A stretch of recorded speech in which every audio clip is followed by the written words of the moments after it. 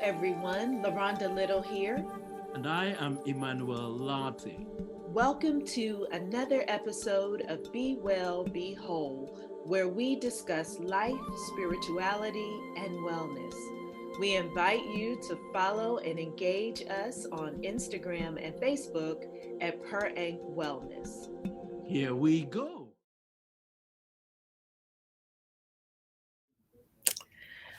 Hello, and welcome to another segment of Be Well, Be Whole.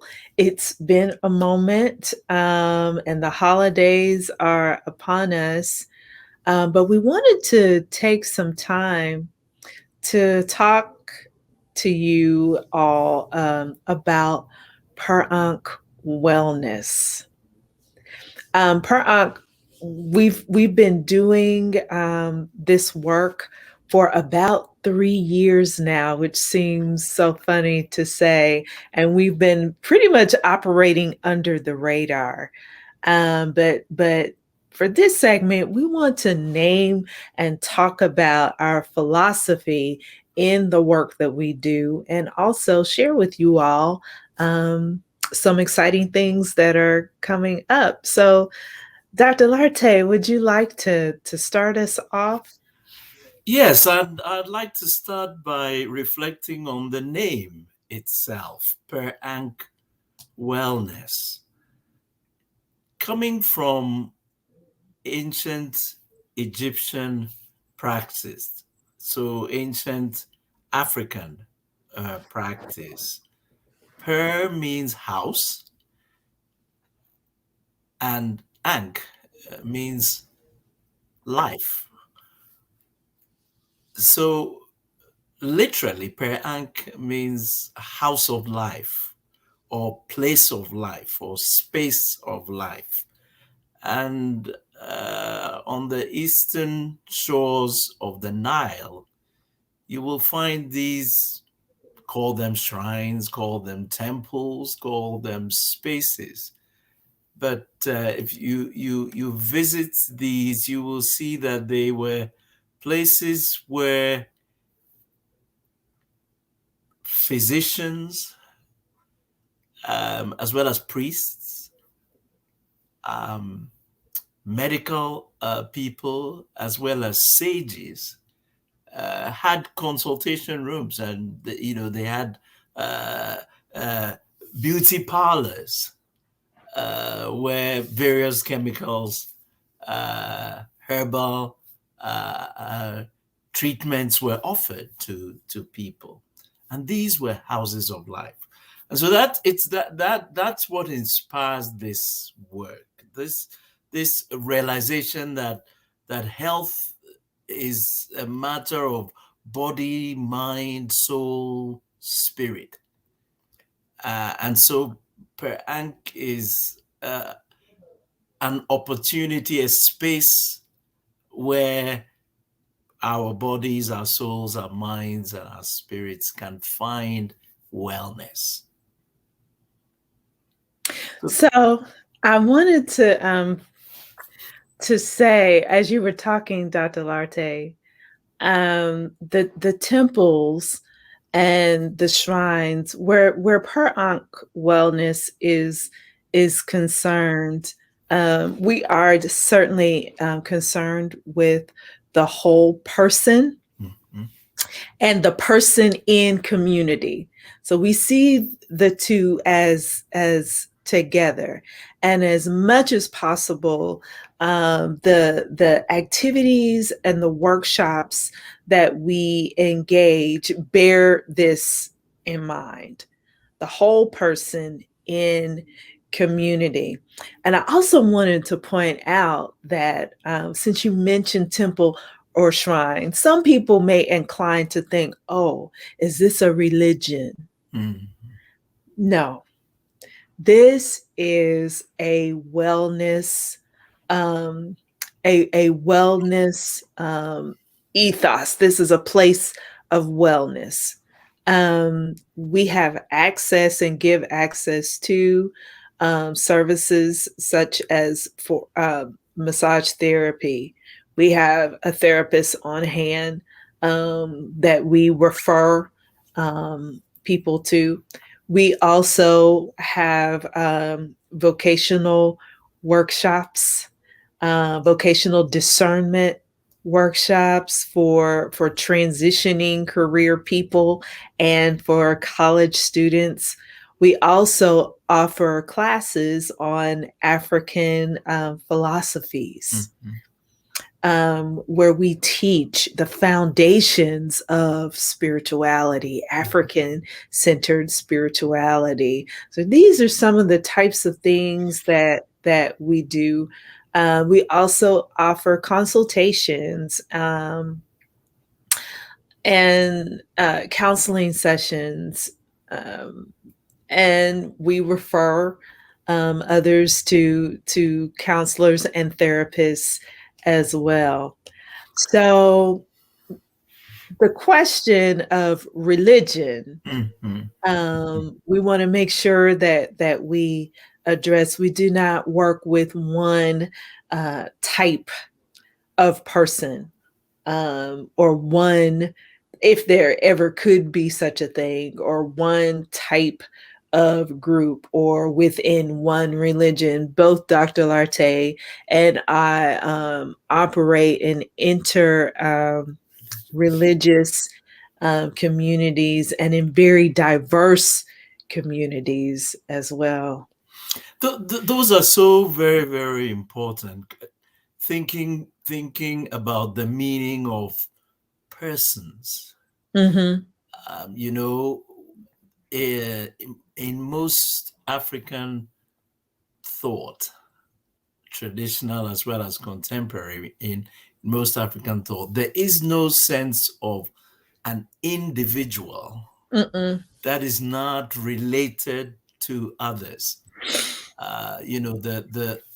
The encapsulation of this in the Zulu Ubuntu. There's this Mm-mm. concept of Ubuntu.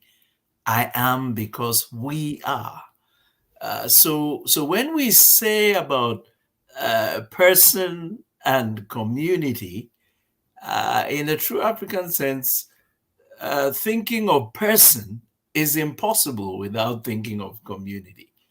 And so our philosophy involves this. Our philosophy means that we are seeking the well-being of persons and communities. Mhm, And, and, mhm, and, and that's crucial to what we do.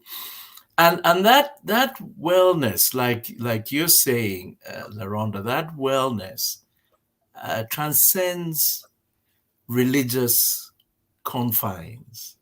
That life, and that is one of the beautiful things about the philosophical underpinnings of Per Ankh.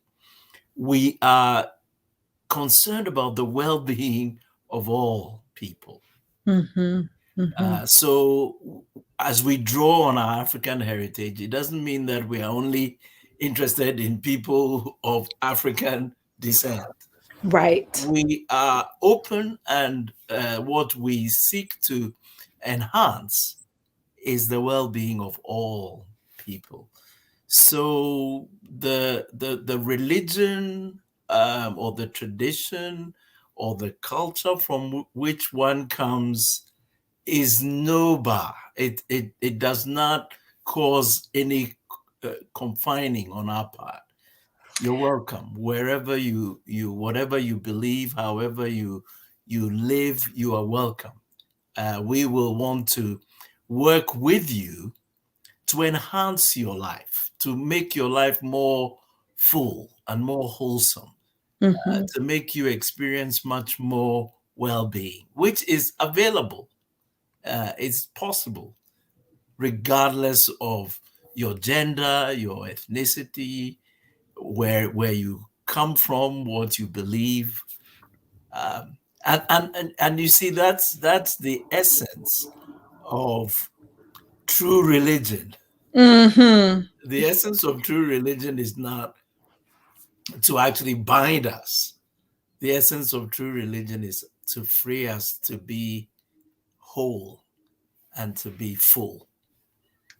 So as you're talking, I'm thinking about the last spiritual retreat that we were able to have before the pandemic. We had it in November of 2020, the last in-person Right. spiritual retreat, um, in which we do, and I forgot to mention, we also teach meditation Yes.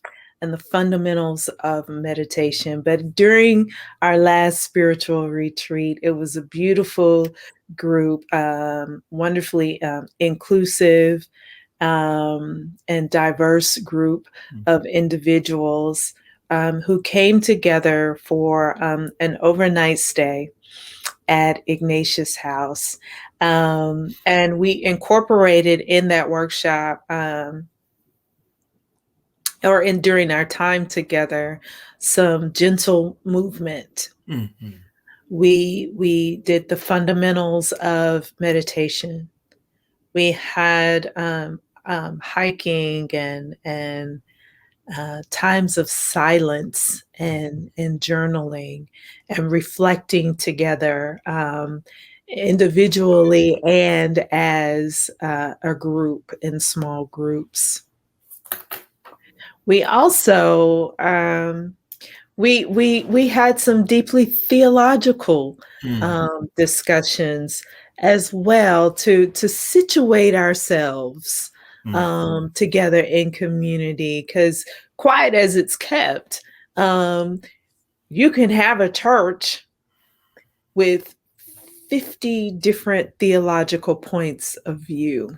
Right. So we want to be able to name that and then hold that together.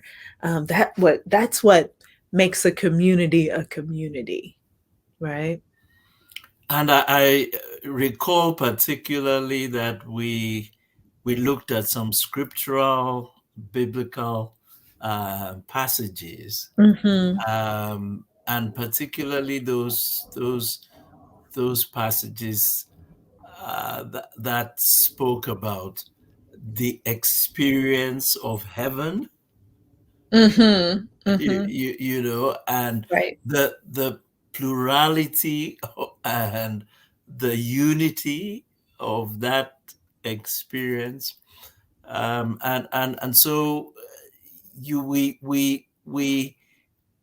try to kind of live into those scriptural passages, Mm-hmm. and in a sense let the reign of God Mm-hmm. be experienced and felt by us here and now. On earth Yes, as on it earth is in heaven. as it is in heaven. Mm-hmm.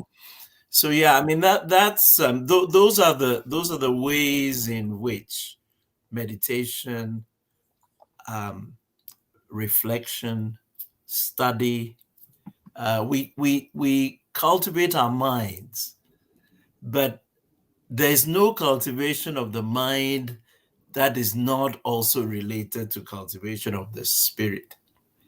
That's right. You see, so even in that we